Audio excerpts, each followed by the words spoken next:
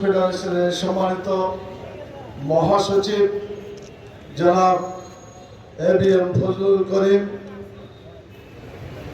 অন্যান্য শিক্ষক নেতৃবৃন্দ, সম্মানিত শিক্ষক মণ্ডলী, ভাই এবং বোনেরা, আসসালামু আলাইকুম রহমতুল্লাহি ওয়া বারাকাতুহু। হাদিস প্রযোজ্য হলো না। রাসূল সাল্লাল্লাহু আলাইহি ওয়াসাল্লাম সালাম দিলে জবাব না পেলে 3 বার জবাব আদায় করে তারপরে ছাড়তেন। আজকে আপনাদের পালা 3 বারই জবাব দিতে হবে। আসসালামু আলাইকুম ওয়া রাহমাতুল্লাহ। আসসালামু আলাইকুম ওয়া রাহমাতুল্লাহ। শুকরান, জাযাকুমুল্লাহ। সম্মানিত শিক্ষক মণ্ডলী, ভাই এবং বোনেরা, এবং এই আওয়াজ যাদের কানে পৌঁছছে যশোর শহরের সম্মানিত উপস্থিত অনুপস্থিত ভাই এবং বোনেরা, আসসালামু আলাইকুম ওয়া রাহমাতুল্লাহি ওয়া বারাকাতুহু। আপনারা সবাই ভালো আছেন? আলহামদুলিল্লাহ। ভালো আছি বলে আমরাও আসছি, আপনারাও এসেছেন। এই ভালো রাখার মালিক কে? যে আল্লাহ আমাদেরকে ভালো রেখেছেন, সেই আল্লাহর শুকরিয়া আদায় করতে হবে না?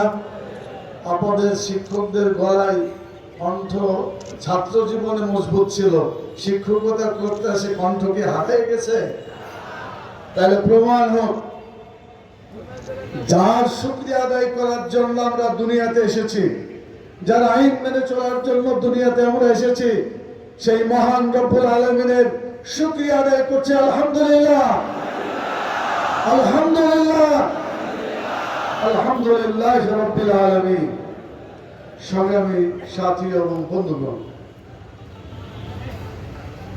আপনারা অনেক আলোচনা শুনেছেন। সকল আলোচকের আলোচনা আলহামদুলিল্লাহ ভালোভাবেই তারা বলেছেন এবং আমরা আশা করি সেগুলো আমরা বুঝতে পেরেছি।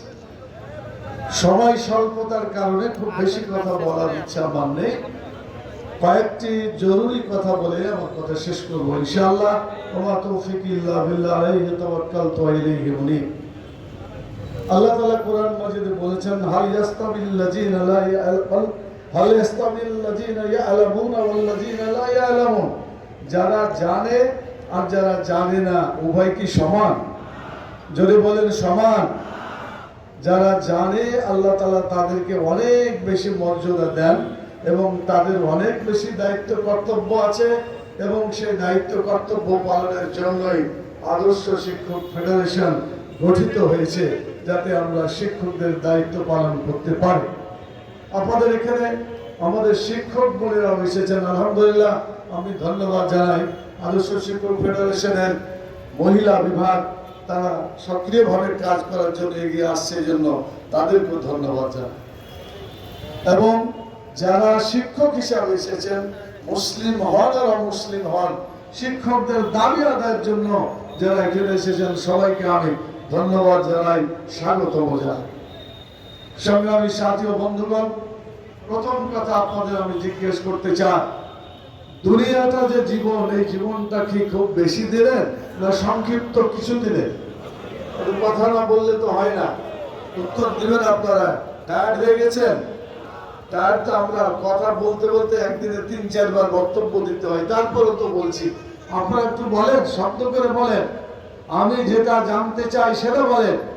যে আল্লাহ তাআলা আমাদেরকে দুনিয়ায় পাঠিয়েছেন, সেই আল্লাহর আইন মেনে চলা আমাদের জন্য উচিত না উচিত নয়? যদি উচিত হয় তাহলে সেই আল্লাহর আইনটা কোথায় আছে? কোরআন মাজিদে আছে। দুনিয়াকে আল্লাহ তাআলা একমাত্র আদর্শ জীবন ব্যবস্থা হিসেবে ঘোষণা দিয়েছেন, ইন্নাদ দীনা ইনদাল্লাহিল ইসলাম। আল্লাহর কাছে একমাত্র পূর্ণাঙ্গ জীবন বিধান হচ্ছে ইসলাম এবং ইসলাম। এই ইসলাম যদি কায়েম হয়, সকল মানুষের কল্যাণ হবে। মুসলমান হলেও কল্যাণ হবে, অমুসলমান হলেও কল্যাণ হবে। আমি জিজ্ঞেস করতে চাই, চুরি করা খারাপ কাজ, ঘুষ দেওয়া খারাপ কাজ, সুদ খাওয়া খারাপ কাজ। এই চুরি, ঘুষ, সুদ যদি বন্ধ হয়, শুধু মুসলমানের উপকার হবে? যদি বলেন শুধু মুসলমানের হবে? অমুসলমানের হবে। শুধু পুরুষ লোকের হবে? মহিলাদের হবে, সকলেরই হবে। অতএব পৃথিবীতে শুধুমাত্র আইন চলবে আল্লাহ। আলা লাহুল খালকু ওয়াল আমর, সৃষ্টি যার, আইন চলবে তার। আপনারা জবাব দিবেন সৃষ্টিকার, আরো জোরে বলেন সৃষ্টিকার, আইন চলবে কার? তাই আল্লাহর আইন কোথায় পাওয়া যাবে? কোরআন মাজিদে আছে। এটা আপনাদের জানতে হবে, এটা বুঝতে হবে। যারা কোরআন বুঝে না, কোরআনকে বুঝতে চায় না, তারা মানবতার কল্যাণ সাধন করতে পারেনি, পারছে না এবং পারবে না। সেজন্য আপনাদের সকলের প্রতি আন্তরিক ভাবে আমার দৃষ্টি আকর্ষণ, এখন থেকে আপনারা কোরআন বুঝে বুঝে পড়বেন, আল্লাহর আইন জানার চেষ্টা করবেন। কি রাজি আছেন আপনারা? যারা কোরআন থেকে বিচ্ছিন্ন থাকে, আল্লাহ বলছেন সূরা তাহার 124 নম্বর আয়াত, আল্লাহ বলছেন ওমান আরাদা আন যিকরি ফাইন্না লাহু মাইশাতান জানকা ওয়া নাহশুরুহু ইয়াওমাল কিয়ামাতি আমা। যে ব্যক্তি কোরআন থেকে বিচ্ছিন্ন থাকে, দুনিয়ার জীবনে সে অশান্তি পাবে, দুনিয়ার জীবন হবে সংকীর্ণ, এবং আখিরাতে যখন কিয়ামতে যখন উঠবে তখন অন্ধ হয়ে উঠবে। He will be totally blind in the hereafter. আখিরাতে সে চরমভাবে অন্ধ হয়ে উঠবে। আমি জিজ্ঞেস করতে চাই, আমরা কি দুনিয়ার জীবন সংকীর্ণ হোক এটা চাই? যদি বলেন চাই, আমাদের জীবন ভালো হোক এটা চাই। আর ভালো করতে গেলে কোরআনের আইন লাগবে, আল্লাহর বিধান আমাদের প্রয়োজন আছে।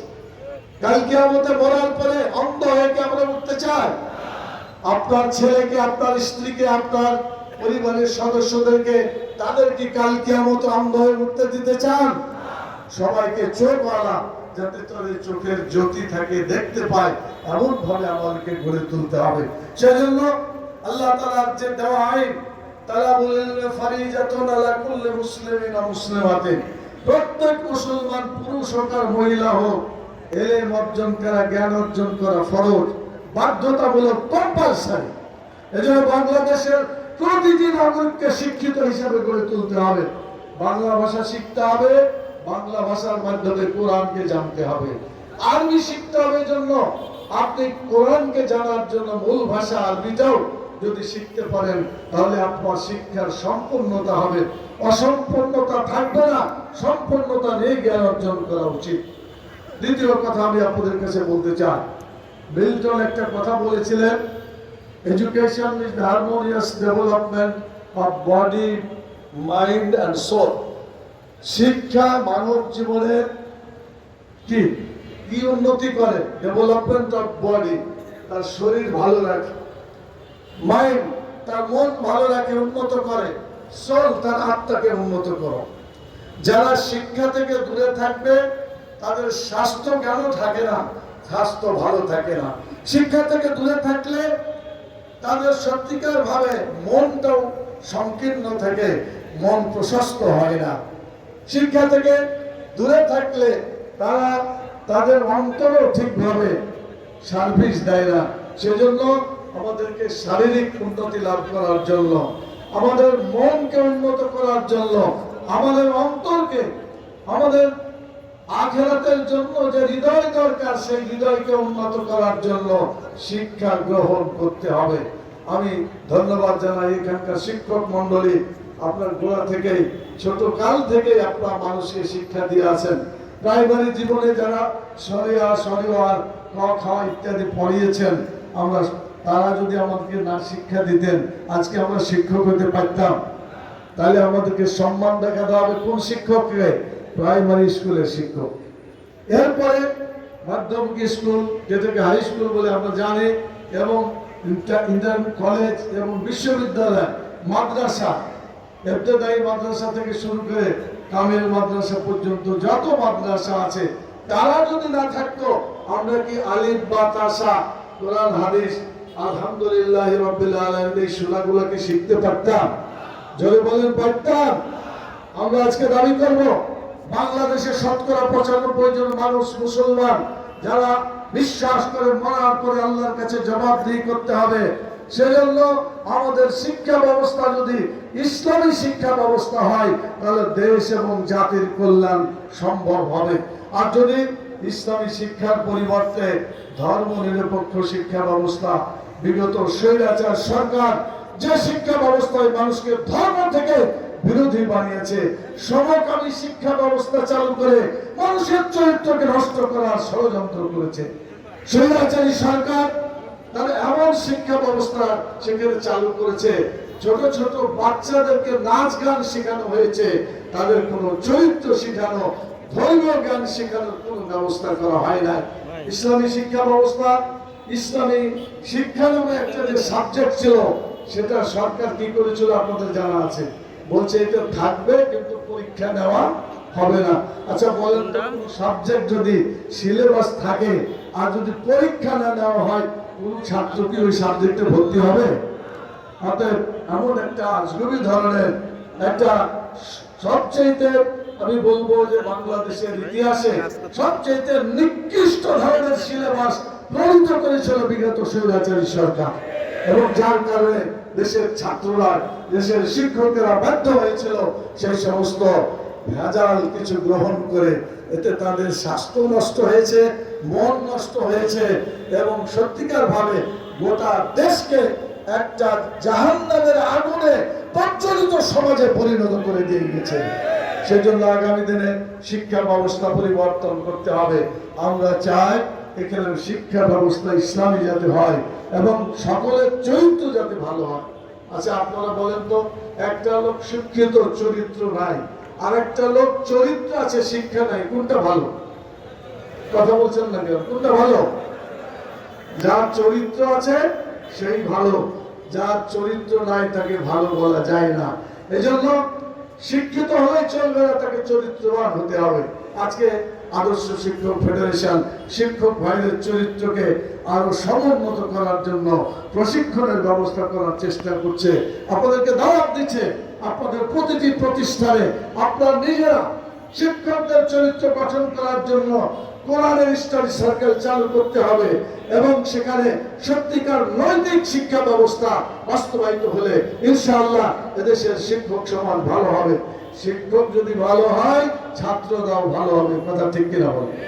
শিক্ষক যদি ভালো না হয়, ছাত্ররা ভালো হবে না। আচ্ছা বলেন, শিক্ষক যদি বিড়ি খায়, তাহলে তার অধীনে যে ছাত্র, সে কি বিড়ি ছাড়বে না বিড়ি ধরবে? এটা কি জাতির জন্য কোনো ভালো কাজ হবে? সেই জন্য শিক্ষককে ভালো হতে হবে। এই জন্য বিভিন্ন দেশে যত চাকরি আছে, চাকরির যত কাঠামো আছে, সবচেয়ে বেশি বেতন দেওয়া হয় শিক্ষকদেরকে, যাতে আগামী দিনে দেশের নাগরিককে চরিত্রবান করে গড়ে তুলতে পারে, ভালো করে গড়ে তুলতে পারে। সেজন্য সবচেয়ে বেশি গুরুত্ব দেওয়া হয় শিক্ষা ব্যবস্থাকে। এবং বাজেটের মধ্যে সকল ক্ষেত্রে যত বাজেট আছে, তার মধ্যে শিক্ষা খাতে সবচেয়ে বেশি বাজেট ছিল। আমি দাবি করতে চাই, আগামী যে কোনো বাজেটে শিক্ষা ব্যবস্থার বাজেট সব সময় বেশি রাখতে হবে। এই দাবি বাস্তবায়ন করতে হবে। যদি না করা হয়, আন্দোলন করে দাবি আদায় করা হবে।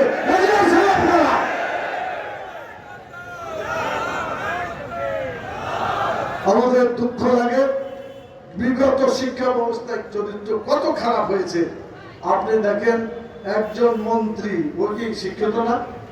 মন্ত্রী তো শিক্ষিত, মাস্টার পাস কর। সে কি করেছে আপনারা জানেন? সে করেছে কি, 250 কত বাড়ি জানি, 450 বাড়ি। আচ্ছা একটা মানুষের বাড়ি কয়টা লাগে? যদি বলেন না কয়টা লাগে? একটা। কতদিন বাড়ি করেছে সে? তাহলে চুরি করে এগুলো করেছে। এই চোর যদি শিক্ষক হয়, অথবা এই চোর যদি দেশের কোন দায়িত্বে যায়, এই জাতিটা কি ভালো হবে না চোরে পরিণত হবে? বিগত সরকার, স্বৈরাচারী সরকার অধিকাংশ লোককে চোরে পরিণত করে দিয়ে গেছে। কথা ঠিক কিনা বলে? তাদের যত লোক আছে তারা এখন নাই। কোথায় গেছে? পালাই গেছে। আচ্ছা বলেন তো, ভালো মানুষ পালায়? আরে জোরে বলেন না, পালাই কারা? ভালো মানুষ কারা পালায়? চোর পালায়, ডাকাত পালায়, খুনি পালায়, আত্মসৎকারী পালায়, সবাই পালায়। ওদের প্রধানমন্ত্রীর অধীনে একজন পিয়ন, না? একটা পিয়নের বেতন কত ছিল? প্রধানমন্ত্রীর মানে অফিসে যে পিয়ন কত ছিল মাসে? কথা বলেন না আপনার? হ্যাঁ, কত? 400 কোটি। আচ্ছা যদি 400 কোটি না 300 কোটি টাকাও হয়, তো এই যে এত কোটি টাকা দেশে আত্মসাৎ করছে প্রধানমন্ত্রীর দপ্তরে, তাহলে এর জন্য দায়ী পিয়ন না ওখানকার প্রধানমন্ত্রী? কে দায়ী? ওখানকার অফিসের বস তো যিনি, তিনি দায়ী হবে। তো প্রধানমন্ত্রীর অফিসে একজন পিয়ন মাসে 300 থেকে 400 কোটি টাকা যদি আত্মসাৎ করে, চুরি করে, সে জাতির কোনো মান মর্যাদা সারা দুনিয়ায় থাকতে পারে? কোনো মান মর্যাদা বাংলাদেশে রেখে যায় না। আমাদের দেশের শিক্ষা ব্যবস্থাকে কলঙ্কিত করেছে, রাষ্ট্র ব্যবস্থাকে কলঙ্কিত করেছে, গণতন্ত্রকে কলঙ্কিত করেছে। আমাদের দেশের ইতিহাসের সবচাইতে নিকৃষ্ট মানের একটা মানসম্পন্ন দেশ উপহার দিয়ে গেছে। কথা ঠিক কিনা বলে? তারা কি করে নাই? সব করেছে। এত ইতিহাস বলার সময় নাই। আমি বলতে চাই, এইরকম অধপতিত নিকৃষ্ট সরকার আগামী দিনে বাংলাদেশে আসুক, এটা কি আপনারা চান? তাহলে ভালো সরকার পাইতে হবে। ভালো সরকার কাকে বলে? রাসূল সাল্লাল্লাহু আলাইহি ওয়াসাল্লাম বলেছেন, ভালো সরকার হলো ওই সরকার যে সরকারকে জনগণ ভালোবাসে এবং জনগণকেও সরকার ভালোবাসে। কি কথা বোঝা গেল? সরকার জনগণকে ভালোবাসবে এবং জনগণ সরকারকে ভালোবাসবে, সেই সরকারকে ভালো সরকার বলা হয়। এমন সরকার যদি পেতে হয়, তাহলে আমাদেরকে আগামী দিনে ভালো মানুষদের, সৎ লোকদের সরকারে বসাতে হবে। কথা ঠিক কিনা বলে? সেজন্য আগামী নির্বাচন যেটা আসুক, যখনই আসুক, আমরা বলবো এই নির্বাচনটা যাতে সংস্কার করেই আসে। সংস্কার করা ছাড়া যদি নির্বাচন আসে, তাহলে আগেকার মতো ওইরকমই ডাকাত আর চোর এরাই নির্বাচিত হবে। কথা ঠিক কিনা বলে? এখন থেকেই বহু লোক চুরি ডাকাতি করার পায়তারা শুরু করে দিয়েছে। কথা ঠিক কিনা? তাদের কথা এটা যে যেভাবেই হোক নির্বাচন তাড়াতাড়ি হতে হবে। আচ্ছা, যদি গত বছরের স্বৈরাচারী শাসকের আমলে যেভাবে নির্বাচন হয়েছে, ওই নির্বাচন যদি আবার এখনো হয়, এই নির্বাচনের কোনো দাম আছে? কোনো দাম নাই। আপনাদেরকে তো সব স্বাক্ষর করতে বাধ্য করেছিল শিক্ষক সমাজকে। 4-5টা ভোট করেছে, শতকরা 4-5%, লিখতে বলেছে 41% ভোট লিখে দাও। স্বাক্ষর করে নাই শিক্ষকেরা, বাধ্য করতে। আপনার ইচ্ছা করে করেছেন? আমি এটা মনে করি না। যারা করেছেন বাধ্য করে করেছেন। শাসক যদি চোর হয়, তার অধীনে যারাই বসবাস করবে এবং যারা চাকরি বাকরি করবে, সবাইকে চোরে পরিণত করে দিয়ে যাবে। কথা ঠিক কিনা? এই চরিত্র আমরা দেখেছি বিগত সময়ে।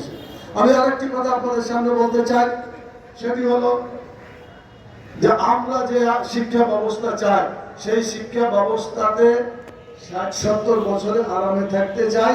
মরার পরে কোটি কোটি বছর আছে। আমাদের জীবন কি একটা না দুইটা? যদি বলেন জীবন কি একটা না দুইটা? একটা হলো পার্থিব জীবন, আর একটা হলো আখিরাতের জীবন।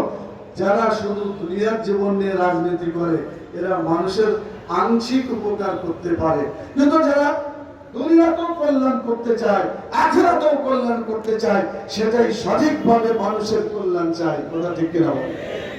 বাংলাদেশ জামাত ইসলামী তার অধীনে আদর্শ শিক্ষক পরিষদ ফেডারেশন যেটা পরিচালিত হচ্ছে, এই শিক্ষক ফেডারেশনে যদি শিক্ষকরা যোগদান করে, শুধু 60-70 বছরের জীবনে আরাম পাবে না কোটি কোটি বছরের জীবনে আরাম পাবে?